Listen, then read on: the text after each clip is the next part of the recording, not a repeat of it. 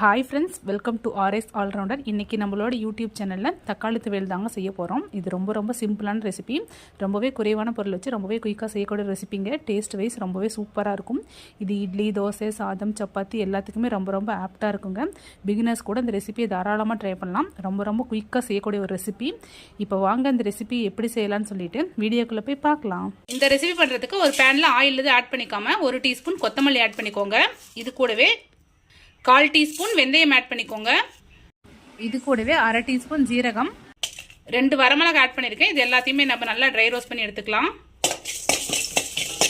பாருங்க, நல்லா dry roast ஆகுது. இது கூடவே நான் 2 மிளகு ஆட் பண்ணிக்கிட்டேன்.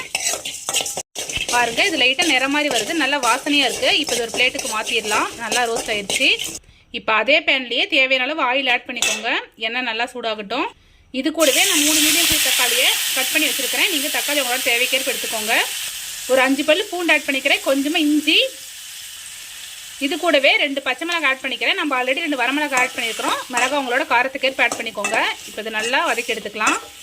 தக்காளி வதங்கும் போதே கொஞ்சமாக உப்பு ஆட் பண்ணிக்கோங்க. தக்காளி கொஞ்சம் சீக்கிரமாக வதங்கிடும். பாருங்கள், தக்காளி நல்லா வதங்கிக்கிட்டு இருக்குது. ரொம்ப சிம்பிளான ரெசிபி. இட்லி, தோசைக்கு நம்ம எப்போவுமே ஒரே மாதிரி ரெசிபி செய்யாமல் இது மாதிரி ஒரு முறை தக்காளி துவையல் செஞ்சு கொடுங்க. டேஸ்ட் ரொம்பவே சூப்பராக இருக்கும். இதுக்கு நம்ம ஆட் பண்ணிக்கிற பொருளும் ரொம்ப கம்மி தான். ரொம்பவே குயிக்காக செய்யக்கூடிய ஒரு ரெசிபி. டேஸ்ட் ரொம்பவே சூப்பராக இருக்கும். நீங்கள் ஒரு முறை இது மாதிரி செஞ்சு கொடுத்தீங்கன்னா 2 தோசை சாப்பிட்றவங்க இன்னும் 2 தோசை எக்ஸ்ட்ரா சாப்பிடுவாங்க. டேஸ்ட் அந்த அளவுக்கு சூப்பராக இருக்கும். இப்போ தக்காளி இன்னும் கொஞ்சம் நேரம் நல்லா வதங்கட்டும். பாருங்கள், தக்காளி நல்லா பேஸ்ட் மாதிரி வதங்கிடுச்சு. இப்போ நம்ம ஸ்டவ் ஆஃப் பண்ணிடலாம். இப்போ இது கூடவே கொஞ்சமாக மல்லி இலை ஆட் பண்ணிக்கிறேன். ஒரு சின்ன துண்டு புளி ஆட் பண்ணிக்கிறேன். ஒரு 2 நிமிஷம் தக்காளி சூட்லேயே கொத்தமல்லியும் புளியும் இருக்கட்டும். இந்த ரெசிபிக்கு நம்ம தேங்காய், கடலை, வெங்காயம் எதுவுமே ஆட் பண்ணிக்க தேவையில்லை. நம்ம ட்ரை ரோஸ்ட் பண்ணி எடுத்துக்கிட்ட பொருளும் இந்த தக்காளி மட்டும்தான். இது தண்ணி எதுவுமே ஆட் பண்ணிக்காமல் நம்ம கொரகொரப்பாக அரைச்சி எடுத்துக்கலாம். இதுக்கு தாளிப்பும் தேவை கிடையாது. பாருங்கள், நல்லா ஆற வச்சு ஒரு மிக்ஸி ஜாருக்கு மாற்றி வச்சு இது கூடவே தேவையான அளவு உப்பு ஆட் பண்ணிக்கலாம். தண்ணி எதுவும் ஆட் பண்ணிக்காமல் கொரகொரப்பாக அரைச்சி எடுத்துக்கலாம். பாருங்கள், இந்த அளவுக்கு கொரகொரப்பாக அரைச்சி எடுத்துக்கிட்டேன். இதுக்கு தாளிப்பு எதுவுமே தேவையில்லை. இப்படியே சாப்பிட்லாம். தோசை நல்லா சூடாக இருக்கும்போது அது கூட இந்த துவையல் ஆட் பண்ணி சாப்பிடும்போது டேஸ்ட்டு ரொம்ப சூப்பராக இருக்கும். இந்த தோசை கூட நான் லைட்டாக கறி மசாலா ஆட் பண்ணிக்கிறேன்.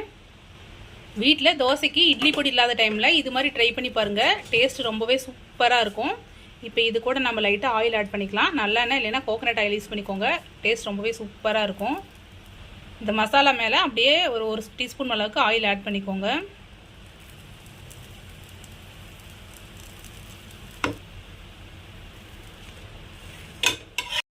அவ்வளோதான் ஃப்ரெண்ட்ஸ், நம்மளோட தக்காளி துவையல் சூப்பராக ரெடி ஆயிடுச்சு. ஸோ நீங்களும் வீட்டில் ட்ரை பண்ணி பாருங்கள். ரொம்ப சிம்பிளான ரெசிபி. டேஸ்ட் வைஸ் ரொம்பவே சூப்பராக இருக்கும்.